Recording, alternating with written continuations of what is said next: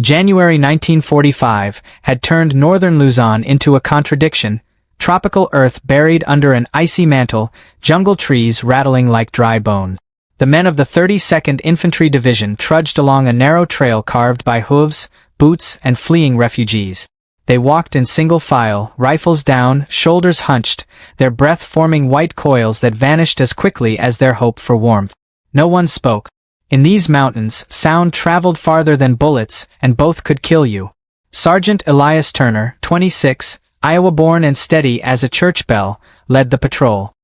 His face was wind-burned to a reddish mask, his eyelashes dusted with ice.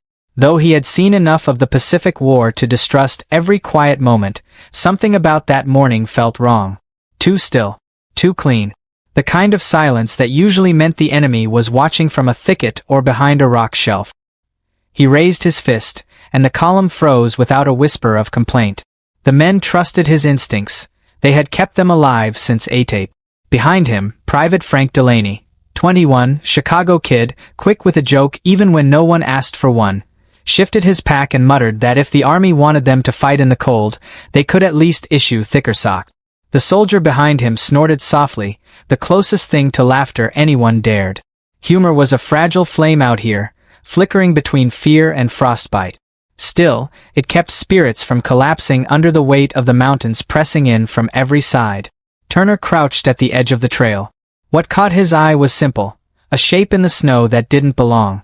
The men waited as he brushed aside a thin layer of powder. Beneath it, he found footprints, small, light, and staggered. Not American boot. Not even Japanese soldier tabi. These looked like the steps of someone half walking, half dragged by exhaustion. The tracks veered off the trail toward a patch of pine, then abruptly stopped. Turner's breath hitched. People didn't simply disappear unless something had forced them to. Either they collapsed or they were taken. The patrol moved forward cautiously, rifles raised now. Snow muffled everything, swallowing their footfalls and turning the world into a blank page waiting for violence to be written across it. Turner pushed through a veil of low branches and found the first woman. She lay curled on her side, dark hair stiff with frost, her kimono torn and smeared with mud. Her skin held the pale gray of someone drifting on the thin edge of life. She couldn't have been older than 19. A few feet away, another woman, slightly older, perhaps 22, slumped against a fallen log, her hands clenched as if she had died guarding something invisible. Delaney whispered a curse, more startled than angry. The men looked around, expecting an ambush. The Pacific War had conditioned them to see traps in every gesture of weakness. But there were no bayonet marks in the snow, no fresh boot prints, no sign that the women were anything but what they appeared. Abandoned refugees left for the mountain to claim. Turner knelt beside the older woman, pressed 2 fingers against her neck, and felt a faint, stuttering pulse. She was alive, barely. Her breath made the smallest cloud, a trembling ghost in the freezing air. "Sergeant," Delaney said quietly, "what do we do?" The question carried more weight than its simplicity suggested. Protocol said they were to avoid civilians when possible. The division couldn't spare men or time during the push toward Baguio. Every hour mattered. Every detour risked a Japanese sniper spotting their column and ending someone's life with a single, indifferent shot. Turner looked at the trail behind them, then at the women, then up at the sky where clouds thickened like wet wool. He imagined explaining this to his commanding officer. He imagined turning away and letting nature finish what starvation had started. He imagined his mother hearing that her son had walked past 2 dying young women because it wasn't technically his job to save them. The thought curled his stomach in a way combat never had. The war had taken enough of him. It wouldn't take whatever humanity he had left. "We carry them," Turner said. There was no argument. The men knew the risks, and yet not one hesitated.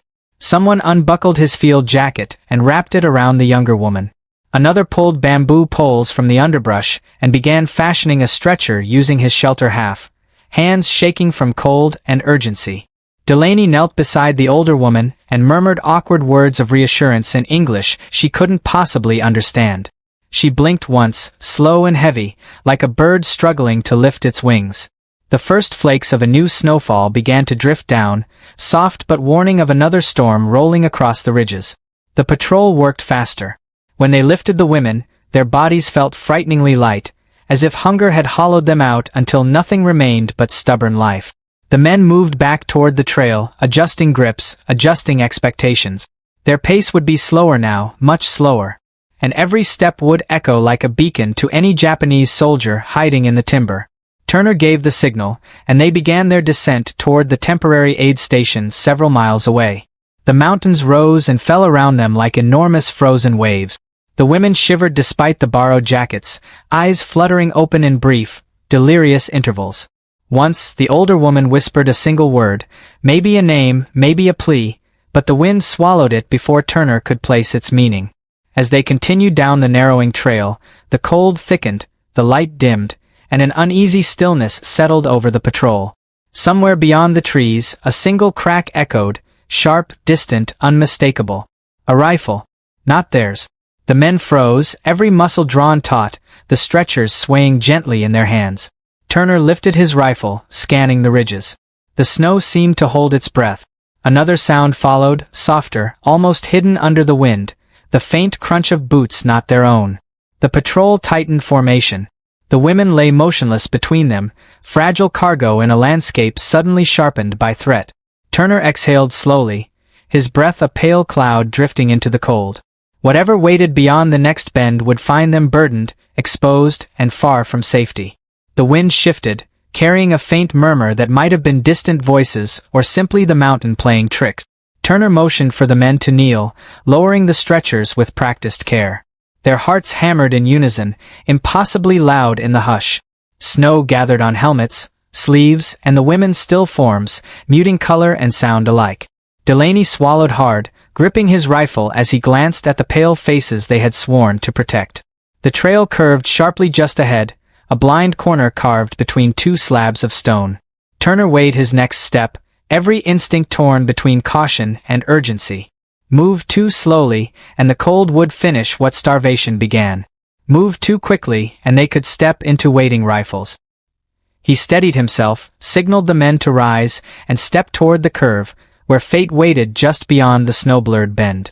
Every man felt the tension tightening around them like wire slowly. Snow hissed along the narrow bend as Sergeant Elias Turner stepped forward, his rifle raised and his breath shallow enough to barely stir the air. The patrol followed, stretchers held close, each man's heartbeat ticking loudly in his own ears. For a moment, the world offered nothing but an icy stillness. Then another distant crack echoed across the ridge, a rifle report swallowed quickly by the wind. It might have been a warning, or a hunter taking a desperate shot at a bird, or a nervous Japanese straggler firing at shadows. The ambiguity was its own danger. Turner motioned for silence, though none of his men needed the reminder. They all felt the same tightening in their chests, the same cold bite of fear sharpening their senses. Carrying two half-frozen women through enemy-held mountains wasn't bravery anymore, it was a gamble against fate. The snow deepened as they descended into a shadowed stretch of pine. Each step required deliberate weight, careful placement, constant awareness of the slick slope beneath them. Delaney took the front of the older woman's stretcher, his fingers numbing inside wool gloves that had been wet since dawn. He muttered under his breath as he adjusted the balance. "Sergeant," he whispered, "you sure the aid station's still down this way? Because at this point, I'd believe it walked off on its own legs." Even tension couldn't erase the faint smirk on Turner's face. "It hasn't sprouted legs yet. Keep moving." The dry humor floated quietly through the patrol, giving the men a moment of grounded normalcy. If they weren't joking, even weakly, something was truly wrong. The women shivered despite the blankets wrapped around them. Their breaths came in shallow tremors, barely visible plumes against the cold. The younger one stirred, her eyelids fluttering open to reveal a glassy confusion. She murmured something that sounded like a question, her words slipping into the cold air like fragile paper. Delaney looked down, unsure if she was asking who they were or whether she was alive. "You're safe," he murmured, though safety here was a promise built on hope rather than certainty. She blinked once, then her head lolled gently to the side. Corporal Mason, thick-shouldered and usually unshakable, carried the rear of the stretcher. He whispered, "She's going in and out. We need to move faster." But speeding up meant louder steps, more noise, more risk of alerting someone hiding in the timberline. Every decision balanced survival against survival. The patrol reached a narrow descent where the trail thinned into a slanted ledge. Snow had collected here in waist-high drifts, forcing them to carve a path one careful boot print at a time. Turner went first, tapping the ground ahead with his rifle to check for hidden voids beneath the snow. A single slip could send any of them tumbling 50 feet into the ravine below. As they maneuvered the older woman's stretcher through the narrow space, Mason's foot slid slightly, stones tumbling off the ledge and scattering into the unseen depths. The sound echoed too loudly, bouncing off the cold walls like an alarm. Everyone froze. A faint rustle drifted from the trees on the opposite side of the ravine. Turner motioned for the men to kneel, lowering the stretchers gently onto the snow. Every soldier raised his rifle at the same time, barrels angled toward the shadowed trees. The wind shifted, and for a second they could hear something, perhaps cloth brushing bark, perhaps the soft crunch of someone repositioning themselves. But the trees gave no shape, no silhouette, no confirmation. The uncertainty gnawed at them. The Pacific Theater had taught them to distrust every quiet moment, every ambiguous sound. Stragglers, desperate and unpredictable, often hid along the routes Americans used. And Japanese snipers were patient enough to wait hours for a single shot. After a long stretch of silence, Turner signaled again. The patrol resumed their slow progress, nerves taut but focused. Each man tried to keep his breathing steady as the snow thickened, falling in heavier flakes that blurred the outlines of trees and rocks. The trail widened after a few minutes, allowing them to pick up a fraction more speed. Delaney spoke in a low voice as he trudged forward. "I'm starting to think my mother was right. She said mountains don't like me. She was talking about Wisconsin, but I think it holds true here, too." Mason breathed out a thin cloud that mixed with a chuckle. "Wisconsin mountains? You mean hills?" Their banter was soft and fleeting, but it kept the frost from creeping too far into their spirits. Even fear could shatter if warmed by laughter. They trudged another half-mile before reaching a clearing marked by broken bamboo and churned mud. Turner stopped immediately. "Eyes open," he commanded. The tracks crisscrossing the clearing were fresh and messy, footprints, dragged marks, scattered debris from a panicked retreat. A Japanese refugee column had passed through not long ago, likely the same group that abandoned the two women. The signs told a grim story. Rushed steps, haphazard spacing, and the dragged indent of someone who had fallen repeatedly. Turner followed the trail with his eyes until it vanished into the tree-line, where the undergrowth swallowed the footprints. An uneasy heaviness settled in the air.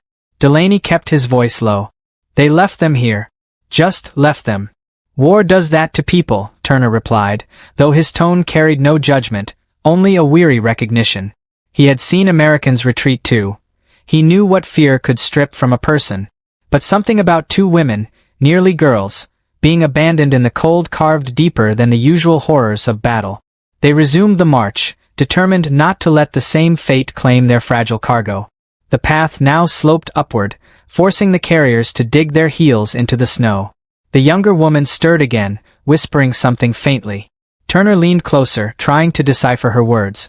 It sounded like she was calling for someone, perhaps a brother, perhaps a friend, someone she believed might still be alive somewhere in the mountains. He wondered whether that person had been in the refugee column, and whether they too had succumbed to the cold. As they climbed, their bodies heated from the strain, sweat cooling instantly against their skin. The pine branches overhead drooped under the accumulating snow, narrowing the space and forcing the men to duck. The muffled crunch of boots was the only regular sound, rhythmically marking the distance behind them. But occasionally, another sound crept in, a distant metallic click, a brittle snap of a twig, the muffled thud of a footfall that did not belong to any man in the patrol. Turner stopped again, his pulse tightening. He raised two fingers and pointed toward the ridge above. Through the veil of snowfall, a faint silhouette moved, small, slight, and quickly hidden behind a tree. It could have been an animal. It could have been a straggler watching them. It could have been someone tracking them, waiting for their vulnerability to peak. Mason muttered, "I don't like this." No one disagreed. Still, turning back was impossible. Forward was the only direction that held even a sliver of hope. The aid station was still miles away. And with daylight already thinning, they had a shrinking window before the cold became lethal. They pressed on, muscles aching, hearts thudding, stretchers swaying gently with each step. The landscape narrowed again, drawing them into a thick cluster of trees where the snow blanketed the ground in uneven mounds. The silence deepened until it felt like a physical pressure on their ears. Turner raised his hand. Everyone stopped. The wind paused, holding its breath. Then, from behind them, a single, unmistakable sound echoed through the icy air, a twig snapping sharply, deliberately. Someone, or something, was following them. The snap of the twig hung in the frozen air like a tiny, deliberate warning, and every man in the patrol turned as one, rifles raised, breath held. Snow drifted softly around them, thick enough to blur shapes and swallow sound, but not enough to hide the truth. Someone was behind them. Turner scanned the treeline, his heartbeat steady but forceful, a drumbeat he felt in his throat. Whoever followed them moved with care, avoiding open sightlines, testing the distance between them. A lone straggler might shadow an American patrol out of fear, but the calculated footfalls hinted at something else. A watcher deciding whether the burden the men carried made them worth attacking. Turner motioned forward. Pausing too long would only invite danger. They moved faster now, stretchers rising and falling in a tense rhythm. The women stirred at the sudden jolt of movement, their fragile breaths forming brief, misty threads. The younger one whimpered softly, and Delaney whispered calming words without breaking stride. He kept glancing over his shoulder, jaw tight. "If that's just a deer," he muttered, "I owe it an apology." Mason didn't answer. He was too focused on the trail narrowing ahead, where the land began to slope down into a shadowed cut between two ridges. The map had marked it as a simple pass. But maps, Turner knew, rarely captured the cruelty of real terrain. When they reached the crest overlooking the pass, their stomachs dropped. The route had collapsed.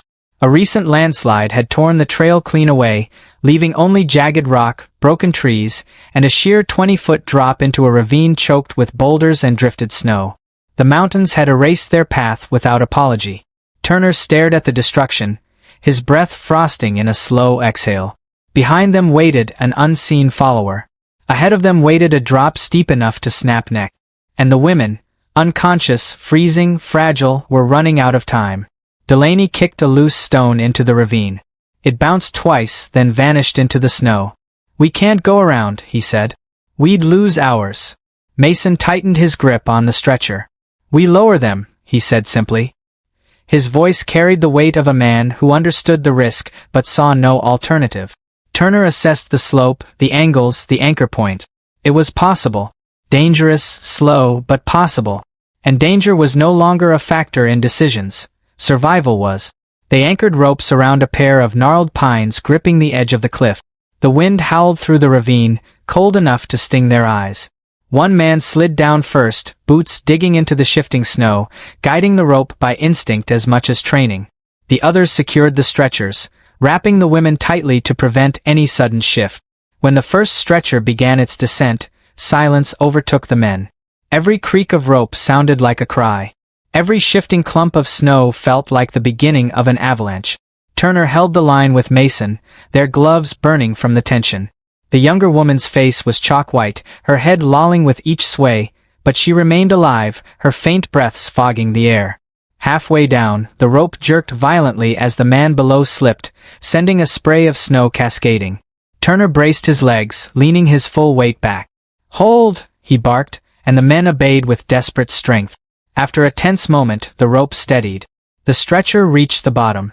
They hauled the line up again, breathless, and secured the second stretcher. This time, Turner insisted on going down first, planting his boots with careful precision. The ravine walls closed around him like icy jaws.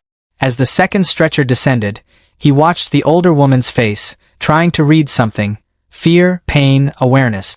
Her eyes opened briefly, glassy but alive, and for a moment he thought she recognized the danger. Her lips moved, shaping a word he couldn't hear. Then they closed again. When both women were safely lowered, the men followed, scrambling and slipping down the ravine wall. Snow swallowed their landings, muffling the thuds of boot. The ravine floor offered no comfort, just an uneven stretch of boulders, cold shadows, and wind that sliced like a blade.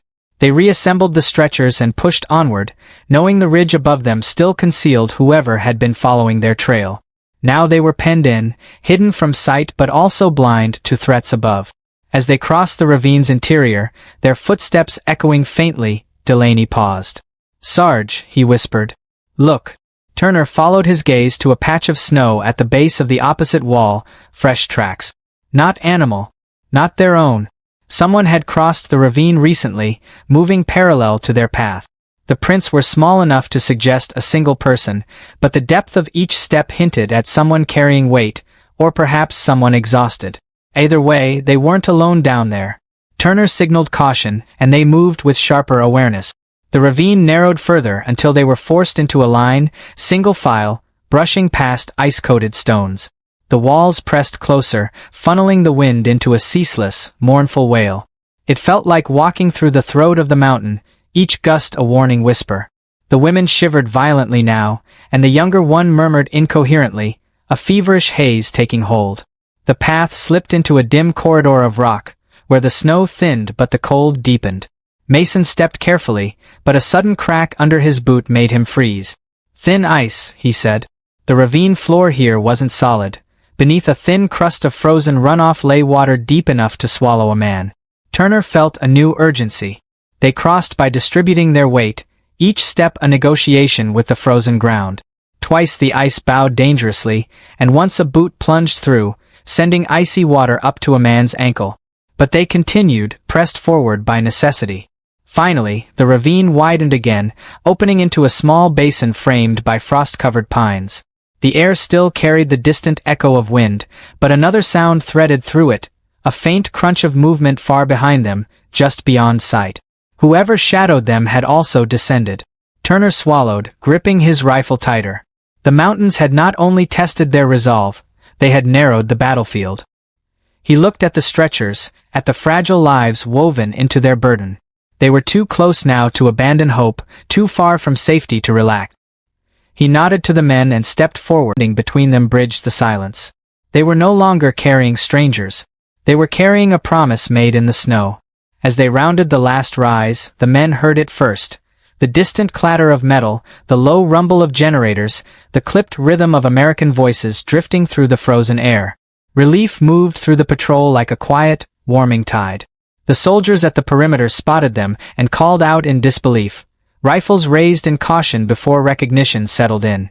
When they lowered their weapons, their expressions shifted from curiosity to stunned concern as they saw the stretchers. Turner stepped forward quickly, barking for medics. He had held himself rigid for hours, but now his voice softened, the strain of the climb slipping through each syllable. The medics came running, blankets already in hand.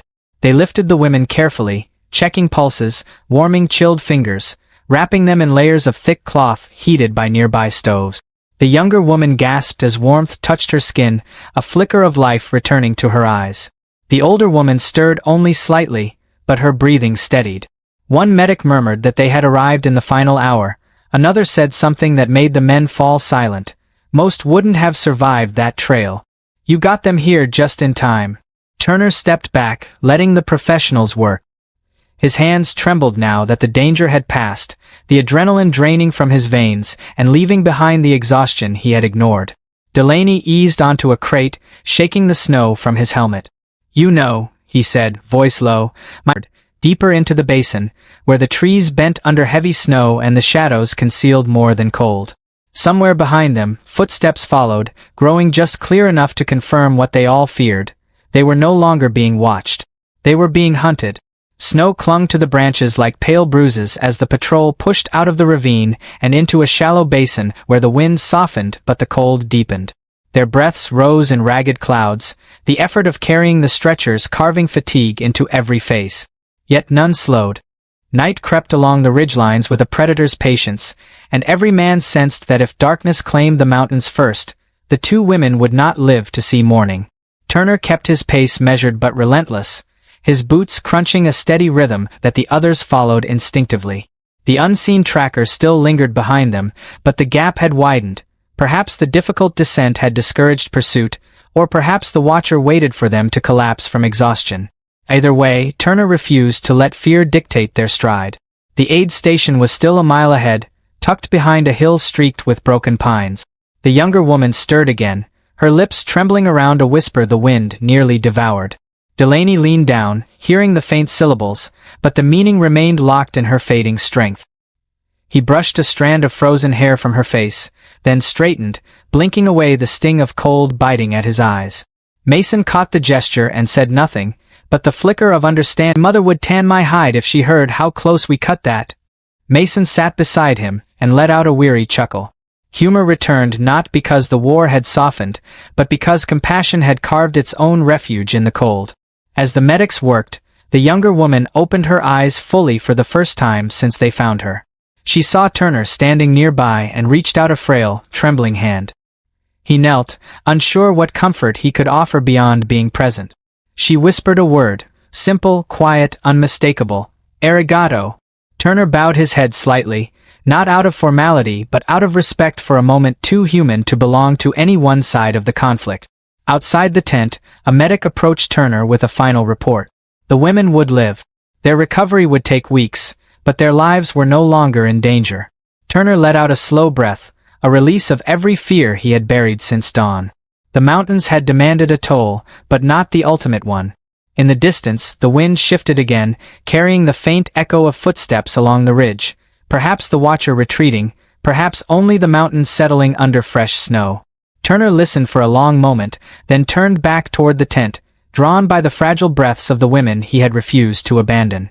War had hardened many men, but small acts of mercy still flickered through its darkness, brief yet defiant sparks reminding them that humanity survived even here. History often remembers battles, strategies, and victories carved into stone, but it rarely remembers the quiet miles walked for the sake of strangers. Those miles, Turner thought, were the ones that mattered most. They revealed a truth deeper than any tactic. Compassion could outmatch cruelty, even in the coldest corners of war. That's it for today's story. And before you go, please tell us in the comments where you're watching from. We love seeing how far our stories reach. And don't forget to hit like and subscribe so you don't miss the next one.